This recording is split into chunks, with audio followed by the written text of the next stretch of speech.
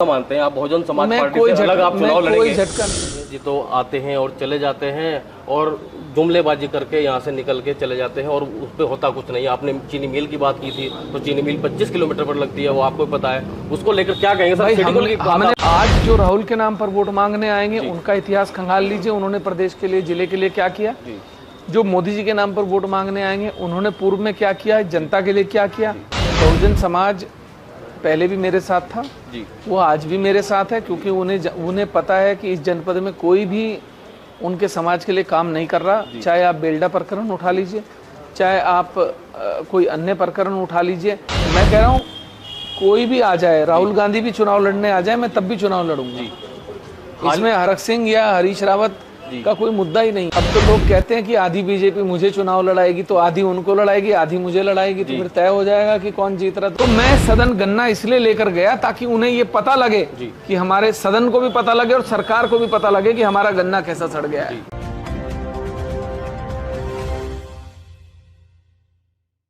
नमस्कार दोस्तों, आप देख रहे हैं रुड़की हब और मैं हूं आपके साथ नितिन कुमार।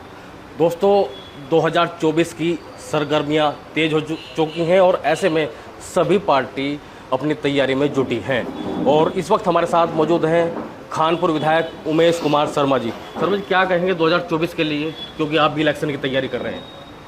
देखिए, लोकतंत्र है और सभी को चुनाव लड़ने का अधिकार है जी। अब वो समय चला गया जब लोग बार बार गलतियां किया करते थे जी। लोग समझदार हैं और वोट जो है वो काम को ही मिलेगा इस बार जी। और ख़ास तौर पे हरिद्वार जनपद की जो जनता है वो जाग चुकी है। मतलब मोदी जी के नाम पर वोट नहीं पड़ने वाला की बात? देखिए, ऐसा है, मैंने क्या कहा, मैं तो हरिद्वार जनपद की बात कर रहा हूँ। मैं तो हरिद्वार जनपद में कह रहा हूँ कि लोग जाग चुके हैं जी। इस बार वोट उसी को मिलेगा जो काम करता है, क्योंकि लोग पूर्व में देख चुके हैं कि कौन काम कर रहा है और कौन नहीं कर रहा है। मैं बात मोदी जी की या राहुल गांधी की नहीं कर रहा। मैं जिस क्षेत्र तक सीमित हूँ, जो मेरा क्षेत्र है, जो मेरी कर्म भूमि है, मैं उसकी बात जानता हूँ। लेकिन मांगते तो सर मोदी के नाम पे है ना वो तो इसके अलावा उनके पास चारा भी कुछ नहीं है ना। खुद कुछ किया हो तो वोट मांगेंगे। मांगना मोदी जी के नाम पे ही है, मांगना राहुल गांधी के नाम पर ही है। आज जो राहुल के नाम पर वोट मांगने आएंगे उनका इतिहास खंगाल लीजिए। उन्होंने प्रदेश के लिए, जिले के लिए क्या किया। जो मोदी जी के नाम पर वोट मांगने आएंगे उन्होंने पूर्व में क्या किया, जनता के लिए क्या किया, ये तो सब जग जाहिर है। मेरे कहने से या किसी के कहने से क्या होगा। विपक्षी हूँ मैं तो आरोप लगाऊंगा। ठीक है, आपकी धर्मपत्नी बहुजन समाज पार्टी में थी, फिर उन्होंने वहाँ निष्कासित कर दिया गया, आपने उन्होंने लेटर भिजवाया कि भाई अपने आप ही निष्कासित उन्होंने कर लिया अपना। देखिए, तो क्या कहेंगे आप, कितना बड़ा झटका मानते हैं आप बहुजन समाज पार्टी से अलग आप चुनाव लड़ेंगे? कोई झटका नहीं मानता, मैं कोई झटका नहीं मानता। बहुजन समाज पहले भी मेरे साथ था जी, वो आज भी मेरे साथ है, क्योंकि उन्हें पता है कि इस जनपद में कोई भी उनके समाज के लिए काम नहीं कर रहा। चाहे आप बेलडा प्रकरण उठा लीजिए, चाहे आप कोई अन्य प्रकरण उठा लीजिए, चाहे आप आश्रमों का निर्माण देख लीजिए, चाहे आप रविदास जी के मंदिरों का निर्माण देख लीजिए। आप देख लीजिए, बेलडा प्रकरण में किसने आवाज़ उठाई, बेलडा प्रकरण में किसने बच्चों का अंतिम संस्कार कराया, किसने बेलडा प्रकरण में योगेश के लिए कपिल सिब्बल साहब एडवोकेट कराए, किसने बेलडा प्रकरण में सबसे पहले सीबीआई जांच की मांग की। तो मैं इस बात को नहीं समझता कि दलित समाज तभी वोट देगा जब आप उनके चुनाव चिन्ह पे चुनाव लड़ेंगे। वो समझ गए हैं, उनके लिए हरिद्वार जनपद में उनकी लड़ाई लड़ने वाला एक ही व्यक्ति है। तो आप अपना कॉम्पिटिटर किसे मानते हैं सर? मैं अगर यहाँ से हरीश रावत चुनाव नहीं लड़ते और हरक सिंह जी यहाँ से चुनाव लड़ते हैं, तो क्या आप चुनाव लड़ेंगे?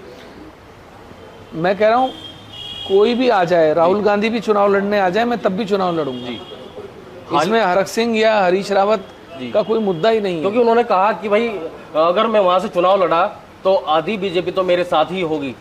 इस बड़े कॉन्फिडेंस तरीके से उन्होंने कहा ये बात को, मजबूत चुनाव लड़ने के लिए कहा है उन्होंने। यहाँ से तैयारी भी कर रहे हैं वो, अगर उन्हें टिकट मिल जाता है तो आप कितना मानते हो कॉम्पिटिशन होगा? अब तो लोग कहते हैं कि आधी बीजेपी मुझे चुनाव लड़ाएगी, तो आधी उनको लड़ाएगी, आधी मुझे लड़ाएगी, तो फिर तय हो जाएगा कि कौन जीत रहा। तो पीजी, इसका मतलब तो फिर बीजेपी का कैंडिडेट तो डमी कैंडिडेट है, उनको लड़ना ही नहीं चाहिए जी। तो अभी हाल ही में मानसून सत्र चल रहा था, आप ट्रैक्टर से वहाँ पहुँचे थे, फसल लेकर पहुँचे थे जो खराब नष्ट हो चुकी है। आपकी तीखी नोकझोंक भी वहाँ पे जो अधिकारी हैं, पुलिस अधिकारी, उनसे हुई है। आपने कहा कि भाई चीनी भी इससे ही बनती है, मिठाई भी इससे ही बनती है, क्या कहेंगे उसको लेकर सर? आप मुझे ये बताइए कि हरिद्वार जनपद ने बाढ़ आपदा को झेला है, इसके दंश को झेला है जी। हरिद्वार जनपद का किसान जितना पीड़ित रहा है, मुझे बताइए कौन पीड़ित रहा है? क्या लोगों ने आके हमारी गन्ने की फसल देखी? क्या हमारी जो दूसरी फसलें बर्बाद हुई वो देखी? तो मैं सदन गन्ना इसलिए लेकर गया ताकि उन्हें ये पता लगे कि हमारे सदन को भी पता लगे और सरकार को भी पता लगे कि हमारा गन्ना कैसा सड़ गया है। सड़ी हुई फसल दिखाने के लिए लेके गया। ये तो हो गई बाहर की बात, अंदर आपका रौद्र रूप देखने को मिला। आपने किसानों की समस्याओं को वहाँ जोर शोर से रखा, उसको लेकर सरकार को कहा भी कि भाई सौतेला व्यवहार करती है सरकार, या तो अपने आप जो बीजेपी के विधायक है वही चला ले सरकार को, हम इस्तीफा दे देते हैं, उसको लेकर क्या कहेंगे? देखिए, मैंने सही कहा जी। हरिद्वार जनपद में विधायकों की हालत क्या है ये सबको मालूम है। कोई इक्का दुक्का विधायक अगर अपने दम पे लड़ाई लड़के जिंदा है तो जिंदा है, वरना इन्होंने पंगु बनाने में कोई कसर नहीं रखी है। हरिद्वार जनपद को हमेशा उत्तराखंड से अलग हिस्सा माना जाता है। क्यों जी? क्या ये उत्तराखंड का अभिन्न अंग नहीं है? क्या ये उत्तराखंड का धार्मिक स्थल नहीं है सबसे बड़ा? क्या ये माँ गंगा यहाँ से नहीं होकर जाती? क्या माँ गंगा का सबसे बड़ा तीर्थ स्थल हरिद्वार जनपद नहीं माना जाता? आप क्या चाहते हैं? आपने हमें हरिद्वार को पिछले 23 सालों से अलग करके रखा हुआ है। हजारों करोड़ का फंड आता है, 50% के कमीशन में चला जाता है, 25% ठेकेदार खा जाते हैं, 25% का जो है उससे जो काम होता है उस काम की क्या स्थिति आपको पता है? इस हरिद्वार जनपद को खोखला करके रख दिया इस भ्रष्टाचार ने। जिला पंचायत में भ्रष्टाचार नहीं है, जिला योजना में भ्रष्टाचार नहीं है, हर ब्लॉक के स्तर पे भ्रष्टाचार नहीं है, गरीब आदमी के टीन शेड में शौचालयों में भ्रष्टाचार नहीं है, आम आदमी धक्के खा रहा है नहीं खा रहा। तो जैसे आप आवाज उठाते हो तो जो दूसरे विधायक है वो ऐसी आवाजें क्यों नहीं उठाते? मैं सत्र में देख रहा था, पिछली बार भी मैंने सत्र में देखा कि कोई कुछ ऐसा नहीं बोलता, अपने क्षेत्र के लिए बात करते हैं। आप जिला हरिद्वार की बात कर रहे हैं, उत्तराखंड की बात कर रहे हैं वहीं पर। देखिए, मैंने एक साथी विधायक से कहा कि भाई आप सवाल क्यों नहीं लगाते? मैं नाम नहीं लूंगा क्योंकि ये उनके मेरे बीच की बात है। उन्होंने कहा अभी काम नहीं होते, सवाल लगाने लगूंगा तो और काम होने बंद हो जाएंगे। तो ये जो डर मन में है ये विधायकों को निकालना पड़ेगा, लड़ना पड़ेगा अपने अधिकार। सतपाल महाराज को आपने टारगेट किया कि भाई उन्होंने कुछ नहीं किया, वो आते हैं देखकर चले जाते हैं, कुछ लोग उनके साथ रहते हैं, वो उनसे मिलने नहीं देते। बहुत सी बातें आपने कही वहां पर कि भाई नेता लोग आते हैं, निरीक्षण करते हैं और चले जाते हैं। तो मैं कोई सतपाल महाराज जी से डरता थोड़ी हूँ यार। मेरी जनता ने मुझे भरोसा जताया है मुझ पर, मुझे निर्दलीय चुनकर भेजा है, तो उनकी लड़ाई तो सड़क से लेकर सदन तक लड़ी जाएगी। फिर सतपाल महाराज हो या सरकार हो, किसको परवाह है? क्या सभी विधायकों को ये सवाल करने चाहिए? बिल्कुल करने चाहिए। हर विधायक को अपने क्षेत्र के लिए लड़ना चाहिए, सदन के अंदर गरजना चाहिए, अपनी पीड़ा अपना दुख रखना चाहिए अपने, क्योंकि मेरी निजी पीड़ा नहीं है। मैं जनता का काम कराने के लिए सदन में चुनकर भेजा गया हूँ, अपना काम कराने के लिए नहीं। तो मुझे जनता का काम करना है, उसके लिए मुझे लड़ना पड़े मरना पड़े, जो भी करना पड़े मैं करूंगा। आपने किसानों के हित की बात की, उन्होंने कहा कि भाई 10 से 12 हजार रुपए उन्हें मुआवजा मिलना चाहिए, तो क्या आश्वासन देख रहे हैं आप? मैंने गलत क्या कहा? 1100 रुपए का डीजल अगर आप लगाओगे तब 1 बीघा जमीन की जुताई होगी और खड़ी फसल जो अब कटनी थी अक्टूबर में, अब अगली गन्ने की फसल 18 महीने बाद आएगी, हमारी जुलाई में बर्बाद हो गई। तो आप मुझे बताइए 1100 रुपए आप किसे देना चाह रहे हैं, क्यों देना चाह रहे हैं? 11,000 रुपए प्रति बीघा कम से कम आप हमें दें, तब हमें लगता है कि आपने हमारे साथ न्याय किया है। आप हमें ब्याज मुक्त ऋण दें ताकि हम बीज खरीद के अगली फसल तैयार कर सकें। आप हमारे किसान क्रेडिट कार्ड के बिल माफ करें। आप हमारे किसान क्रेडिट कार्ड पे लगने वाला 3% शुल्क माफ करें। ये अवैध वसूली है। आप अगर हमारा किसान क्रेडिट कार्ड बना रहे हैं तो 3% स्टाम्प शुल्क क्यों ले रहे हैं? 5 लाख पे 15,000 रुपए हम आपको क्यों दें? तो मैं आपसे ये पूछना चाहता हूँ कि युवाओं की आपने बात वहाँ पर की कि युवाओं को 70% रोजगार यहाँ पर मिलना चाहिए, स्थानीय युवाओं को, उनकी बात भी की। और सबसे महत्वपूर्ण जो किसी की जो बात नहीं करता, पत्रकारों के लिए भी आपने वहाँ पर बात की है, उसको लेकर क्या करें? आप मुझे बताइए, जब उत्तराखंड सदन में ये कैबिनेट में पारित हो चुका है कि 70% रोजगार स्थानीय युवाओं को मिलेगा, तो निजी संस्थान और निजी कंपनियां जो मालिक लोग बड़े अधिकारियों की और नेताओं की गोद में बैठ जाते हैं, वो बेरोजगार युवा को दुत्कारते हैं। क्यों? अरे आपने हमारे यहाँ रोजगार पैदा किया, आप हमारे यहाँ फैक्ट्री लगाई हुई है, तो हमारे युवाओं को आपको 70% रोजगार देना पड़ेगा।